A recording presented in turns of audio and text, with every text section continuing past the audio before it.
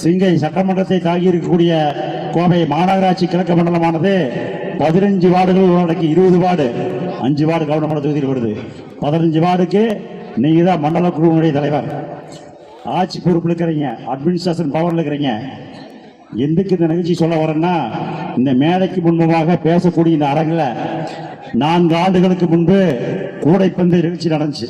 அங்கே அந்த சகோதரர்கள் எல்லாம் விளையாட்டு மைதானம் வேணும் அப்படின்னு ஒரு வேண்டுகோள் கொடுத்தாங்க. அந்த வேண்டுகோளை ஏற்று கூடைப்பந்து மைதானம் அமைப்பதற்காக இங்கே 20 லட்சம் ரூபாய் நிதி ஒதுக்கீடு செஞ்சு கொடுத்தோம். அந்த பணி எதுக்கு வேண்டி நிறுத்தினா தெரியுமா? மண்டல தலைவரோட வீடு, அம்மா வீடு இங்கே இருக்குது, அவ கார் நிறுத்த கிடைச்சலாக்குமாமா, அதுக்கு வேண்டி நிறுத்தினாங்க.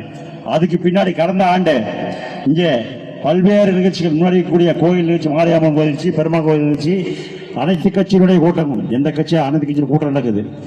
மேடை வேண்டி கேட்டாங்க, அதுக்கு 20 லட்சம் நிதி ஒதுக்கி கொடுத்தோம். அந்த பணி இன்னைக்கு வேலை செய்யவில்லை. அதற்கு பின்பு இப்போ கடந்த 10 நாட்களுக்கு முன்பு இந்த பகுதி மக்களுடைய வேண்டுகோளை ஏற்று இது ரேஷன் கடை வேண்டு போட்டுறாங்க. 25 லட்சம் நிதி ஒதுக்கீடு செய்து பூமி பூஜை போட்டிருக்கோம். இந்த பகுதியில் இருக்கக்கூடிய மாமன்ற உறுப்பினர் அவரும் சரி, இந்த மண்டல தலைவரும் சேர்ந்து அந்த பணி நடக்க பண்றாங்க.